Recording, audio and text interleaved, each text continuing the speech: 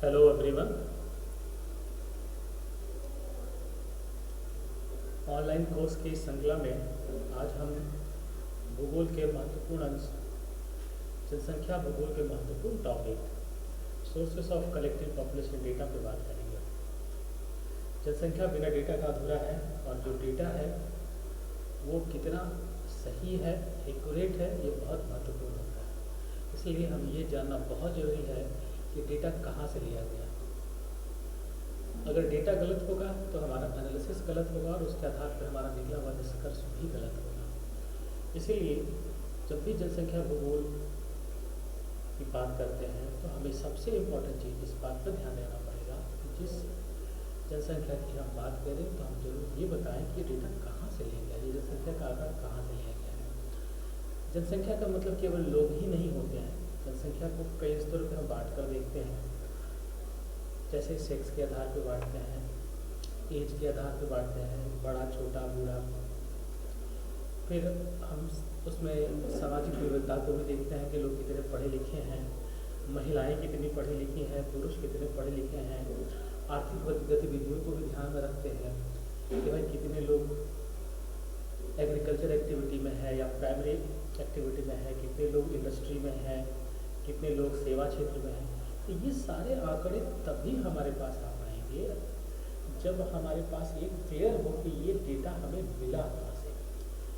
जब तक हमारे पास एक क्रेडिबल डेटा सोर्स नहीं होगा तो जनसंख्या संबंधित कोई भी व्याख्या, कोई भी एनालिसिस बेकार है। तो इसी क्रम में हमारा जो आज का ये ऑनलाइन क्लास है इसी महत्वपूर्ण टॉपिक पे है।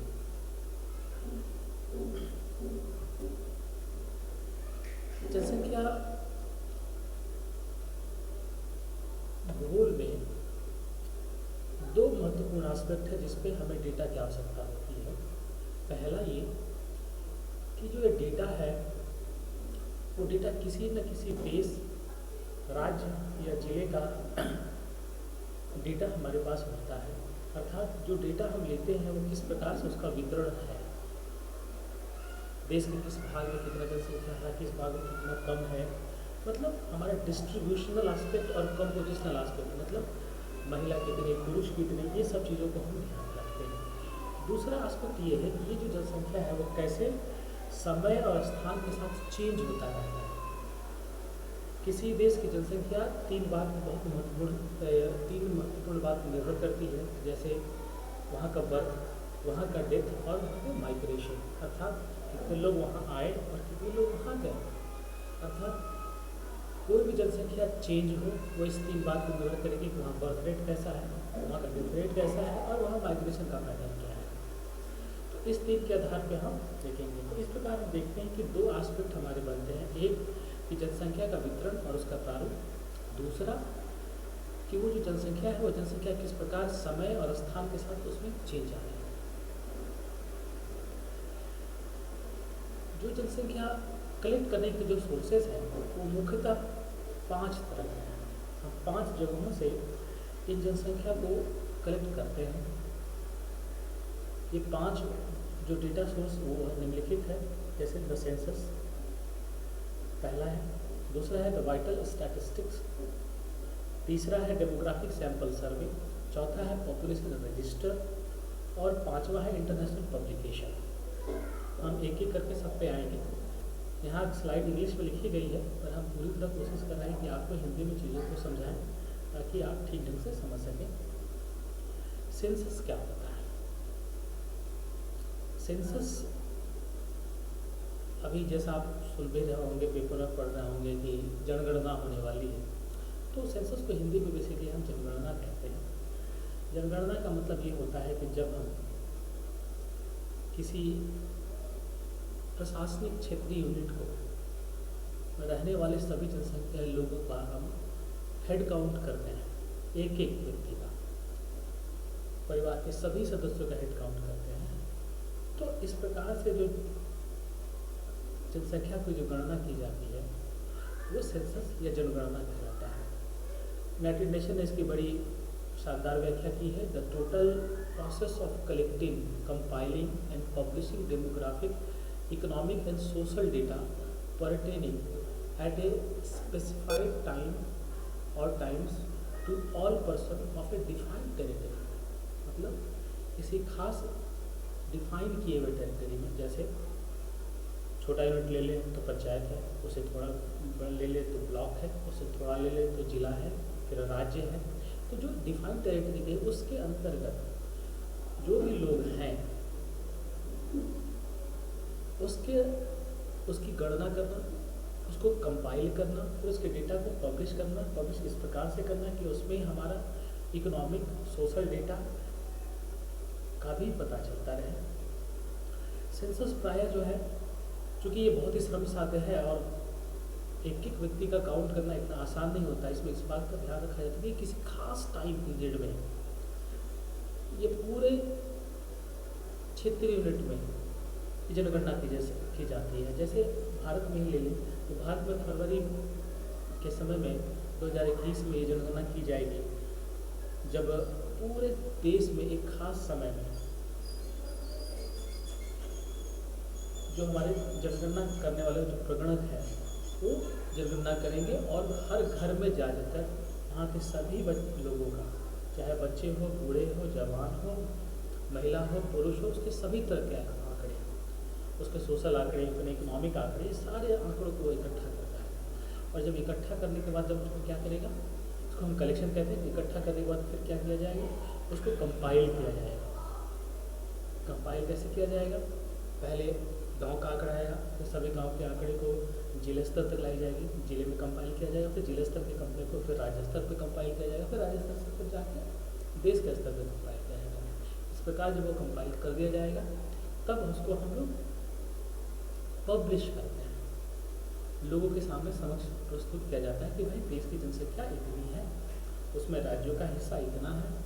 इस प्रकार से फिर उस डेटा में केवल संख्या ही नहीं लिखी होती है, हम उस संख्या को कई स्तर पर बांट कर भी देखते हैं, जैसे कितने मेल हैं, कितने फीमेल हैं, कितने बच्चे हैं, कितने जवान हैं जो आर्थिक गतिविधि में डायरेक्टली इन्वॉल्व होते हैं। फिर उसमें ये भी देखते हैं कि सामाजिक स्तर का जो स्टाटा है, जनरल ओबीसी, इसके अलग से जनगणना की जाती है, वो भी हम निकालते हैं। आर्थिक गतिविधियों का भी आंकड़ा निकलता है उससे।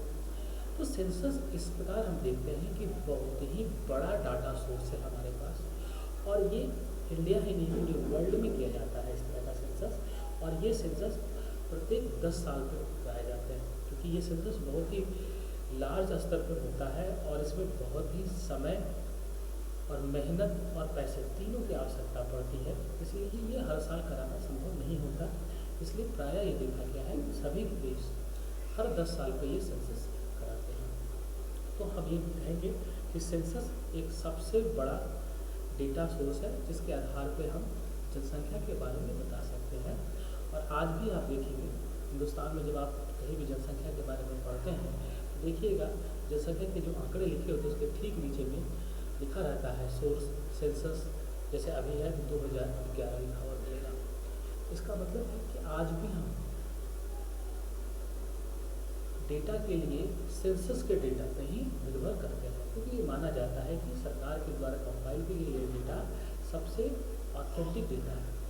पर तो ऐसा भी नहीं है कि पूरी तरह ऑथेंटिक है, क्योंकि इतनी मास लेवल पर होते हिंदुस्तान कोई छोटा कंट्री है नहीं, और एक एक घर जाना है, तो डेटा में कुछ कुछ एरर आते हैं। फिर भी ये देखा गया है कि जितनी प्लानिंग के स्तर पर ये सेंसस की जाती है, इसकी जो प्लानिंग है यही बताता है कि इससे निकलने वाले जो डेटा होंगे वो काफ़ी क्रिटिकल होंगे। जैसे सेंसस कराने से पहले हम हाउस सर्वे करते हैं, पहले घर पे एक एक घर की मैपिंग कर दी जाती है, और तब जब उस घर में जाकर उस घर में रहने वाले सभी लोगों का डाटा, लगभग 40-45 तरह के डाटा इकट्ठा किए जाते हैं। तो इस पर देखते हैं कि बहुत ही खास समय में न केवल लार्ज बल्कि कॉम्प्रिहेंसिव लेवल पे डेटा हमें मिलता है सेंसस से। दूसरा जो सोर्स है हमारा वो है वाइटल स्टैटिस्टिक, उसको कहते हैं।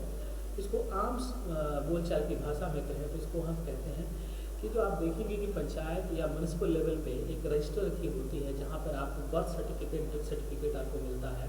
अर्थात अगर आपको बर्थ सर्टिफिकेट या डेथ सर्टिफिकेट मिलता है तो इसका मतलब है कि आपका जिसका आप बर्थ सर्टिफिकेट बनाने जा रहे हैं या डेथ सर्टिफिकेट बनाने जा रहे हैं, तो उसका एक रिकॉर्ड वहाँ रखी जाती है, ठीक है। तो वो रिकॉर्ड के इस प्रकार से मैरिज का भी आंकड़ा, आपको डिवोर्स का आंकड़ा, ये सब आंकड़े जो है, ये आंकड़ा ऐसे हैं जो डायनेमिक है, चेंज होते रहते हैं, इसलिए हर 10 साल पे इसको रिकॉर्ड करना मुश्किल है। तो इसके लिए ये ज़रूरी है कि पंचायत स्तर पर और म्यूनिसिपल स्तर पर इसका रिकॉर्ड किया जाता है, और हर महीने कितने बच्चे का जन्म हुआ है, कितने लोग का देहांत हुआ, कितने कपल्स के शादियाँ हुई, इन सब चीज़ों का आंकड़ा कम से कम हिंदुस्तान में रहता है। और जगहों पे तो डिवोर्स, ये सब चीज़ों का एडॉप्टेशन हुआ, जैसे बच्चे को हम गोद लेते हैं, इन सब के भी आंकड़े रखे होते हैं। पर हिंदुस्तान में पंचायत स्तर पर बर्थ और डेथ सर्टिफिकेट और मुखिया जी मैरिज सर्टिफिकेट देते हैं, तो ये सब आंकड़ा हमें मिलता है, जिसको हम जिले से पंचायत से प्रखंड और प्रखंड से फिर जिला स्तर पर कंपाइल करते रहते हैं। वाइटल स्टैटिस्टिक इश्यू कहा जाता है। इसमें सबसे बड़ी समस्या ये होती है कि इसमें गलती होने के चांसेस बहुत ज़्यादा होते हैं, क्योंकि बच्चे जन्म लिए तो बहुत सारे लोग जन्म प्रमाण पत्र उसी समय नहीं लेते हैं। कहा जाता है कि जन्म लेने के 1 महीने के अंदर उनको जन्म प्रमाण पत्र ले लेना चाहिए, पर लेते नहीं है। तो ये देखा गया है कि बच्चे जन्म ले लिए पर रिकॉर्ड नहीं हुआ, फिर उसी तरह अगर कोई मर भी गया तो उसका रिकॉर्ड हमारे पास नहीं होता। तो इसलिए ये देखा गया कि जो वाइटल स्टैटिस्टिक है हमारा, वो बहुत ही दुरुस्त नहीं है। फिर भी हम मान सकते हैं कि अगर हमारे पास सेंसस का डेटा है, और सेंसस का डेटा आने के बाद अगर हम वाइटल स्टैटिस्टिक से सेंसस की पॉपुलेशन का डेटा निकालते हैं, तो हम थोड़ा प्लस माइनस करके हम इस आंकड़े का भी इस्तेमाल कर सकते हैं। दूसरा जो डेटा सोर्स है हमारा, वो है डेमोग्राफिक सैंपल सर्वे। जैसा हमने आपको बताया था कि सेंसस में क्या करते हैं कि हर एक व्यक्ति को काउंट करते हैं। तो जब हर एक व्यक्ति को काउंट करना है, तो ये बहुत ही टाइम कंज्यूमिंग, लेबोरियस और खर्चीला ये एक्सरसाइज है। और चूँकि ये 10 साल पे होता है और पॉपुलेशन हमेशा चेंज होता रहता है, तो इसलिए कभी कभी ये भी ज़रूरत पड़ जाती है कि हम पॉपुलेशन का सैंपल सर्वे भी करें। पॉपुलेशन का सैंपल सर्वे कराने का मूल उद्देश्य ये होता है कि कभी कभी हम किसी खास उद्देश्य से किसी खास क्षेत्र के लोगों के बारे में जानना चाहते हैं, तब हम जाके सैंपल सर्वे करते हैं। सैंपल मेथड्स होते हैं, सैम्पलिंग मेथड्स होते हैं, जिसके थ्रू हम सैंपल सर्वे करते हैं।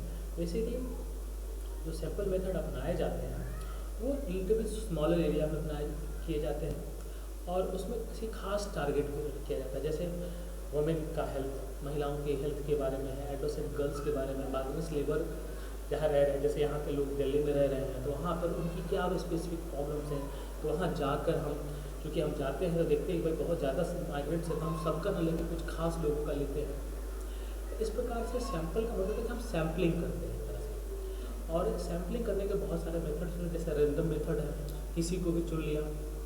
फिर होता है सिस्टमैटिक मेथड है कि भाई हम अगर लेना है तो एक पहला घर लें, उसके बाद 5वां घर लें, फिर 10वां घर लें, फिर 15वां घर लें, सिस्टमेटिक तरीके से चलते हैं। फिर देखते हैं समाज में बहुत तरह का स्ट्राटा है, महिला पुरुष अमीर गरीब इस तरह के स्ट्राटा है। तो कई बार हम लोग अन्य तरह के से भी हम लोग सैम्पलिंग सर्वे करते हैं। फिर सैंपल सर्वे करने का मूल उद्देश्य ये होता है कि हम किसी खास टारगेट को अचीव करें, उसके बारे में एक क्रेडिबल डेटा हमारे पास निकल पाए। ठीक है, हिंदुस्तान में सैंपल सर्वे करने के लिए एक स्पेशल ऑर्गेनाइजेशन है, जिसको हम लोग National Sample Survey Organisation NSSO कहते हैं। इनका काम है कि किसी खास उद्देश्य को लेकर आपको ये सैंपलिंग करता है। चौथा जो डेटा सोर्स है वो है population register. Population register basically क्या है कि किसी भी देश में हर एक व्यक्ति की प्रोफाइलिंग की जाती है, एक रजिस्टर खोल दिया जाता है। जैसे ही बच्चे का जन्म हुआ उसके नाम पे एक रजिस्टर का एक पन्ना उनको डिवोट कर दिया जाता है, और उस संबंधित जितनी भी एक्टिविटी वो करते रहते हैं जीवन भर, वो कहाँ गए, कहाँ से आए, कितनी पढ़ाइयाँ की, किस प्रकार से नौकरी किए, ये सारा डिटेल उनका उस पर लिखा हुआ होता है। और इस प्रकार से उनका ये देखा गया कि एक रजिस्टर खुल जाने के बाद ये देखा जाता है कि उनकी सारी गतिविधियाँ उस रजिस्टर में निर्धारित होती है, लिखी हुई होती है। तो ऐसे को हम लोग पॉपुलेशन रजिस्टर कहते हैं। भारत में भी ये पॉपुलेशन रजिस्टर बनाने की बात चल रही है, लेकिन यूरोप में या कुछ एशिया की छोटे छोटे कंट्री में ये पॉपुलेशन रजिस्टर ऑलरेडी बना हुआ है, जहाँ एक एक व्यक्ति की सारे रिकॉर्ड्स वहाँ रखे होते हैं, और रिकॉर्ड के आधार पे हम बहुत सारी सूचनाएँ वहाँ से निकालते रहते हैं कि जो हमारे लोग हैं वह किस प्रकार की आर्थिक सामाजिक गतिविधियों में इन्वॉल्व हैं, वो कहाँ जा रहे हैं, कहाँ से आ रहे हैं। तो इससे हम देखते हैं कि हमारी जनसंख्या, जो हमारे देश का जनसंख्या, उसके बारे में महत्वपूर्ण सूचनाएँ हमको इस पॉपुलेशन रजिस्टर से आ सकता है। हमारे यहाँ भी ये एक्सरसाइज शुरू होने की बात हो रही थी, जिसको हम लोग NPR कर रहे थे, नेशनल पॉपुलेशन रजिस्टर की बात हो रही थी, पर अब ये पूरी तरह से एक शक्ल नहीं ले पाया है। जब इंडिया में होगा तो। पांचवा जो अंतिम सोर्स है वो है इंटरनेशनल पब्लिकेशन। तो डेटा न केवल देश के स्तर पे कलेक्शन किए जाते हैं, कुछ इंटरनेशनल पब्लिकेशन है वो भी इस डेटा को पब्लिश करती है अपने स्तर से। जैसे यूनाइटेड नेशन, वो उसकी एक पब्लिकेशन है डेमोग्राफिक ईयरबुक, वो हमेशा पब्लिश करते रहती है। वो बेसिकली पूरे विश्व की जनसंख्या के बारे में बताती है कि उसका पॉपुलेशन साइज़ क्या है, वो कितने एरिया में है, उसकी डेंसिटी क्या है, उसके urban population, population growth, age, sex composition, number of birth rate and death rate, और उसके अलावा फर्टिलिटी के बारे में, मोर्टेलिटी के बारे में, marriage, divorce, migration, population statistics, सब चीज़ के बारे में वो डेमोग्राफिक ईयरबुक हमें बताता है। तो अगर हमें किसी अन्य कंट्री के बारे में जानना हो तो हम डेमोग्राफिक ईयरबुक से हम वहाँ से डेटा ले सकते हैं। इंडिया में है तो हम सेंसस, भारतीय सेंसस से हम डेटा ले सकते हैं, पर अगर बाहर का है तो हम डेमोग्राफिक ईयरबुक बहुत अच्छा सोर्स है। अगर हमको किसी 2-4 कंट्री के जनसंख्या को तुलना करना है, कंपेयर करना है, तो वो भी हमारे लिए बहुत अच्छा है। और अंतिम में उसके अलावा जो है आपको UNDP भी है, यूनाइटेड नेशन डेवलपमेंट प्रोग्राम, ये भी बहुत तरह के सोशियो इकोनॉमिक डेटा वगैरह भी पब्लिश करती है। तो इस प्रकार से हम देखते हैं कि ये 5 सोर्स है, इन 5 सोर्स के आधार पे हमारे पास पॉपुलेशन का डेटा हमारे पास आता है। जैसे, और ये जो 5 सोर्स है लगभग क्रेडिबल है, जिसके डेटा लगभग एक्यूरेट होते हैं, जिसका आप यूज़ किसी भी प्रोजेक्ट में, किसी भी एनालिसिस में आप कर सकते हैं। ये जो टॉपिक है बेसिकली ये MA सेकेंड सेमेस्टर में आपको पढ़ना है, और इस संबंध में जो भी प्रश्न आ सकते हैं वो इसी प्रकार के प्रश्न आएंगे कि जनसंख्या के अध्ययन के जो मूल सोर्स है डाटा के, उससे संबंधित क्वेश्चन डायरेक्टली आएगा आपको, और जब वो आएगा तो यही 5 सोर्सों के बारे में आप अच्छे तरीके से लिखेंगे, और तब जाकर आपका ये आंसर सही हो पाएगा। आज के लिए बस इतना ही। अच्छे से पढ़ाई करें, घर में रहें।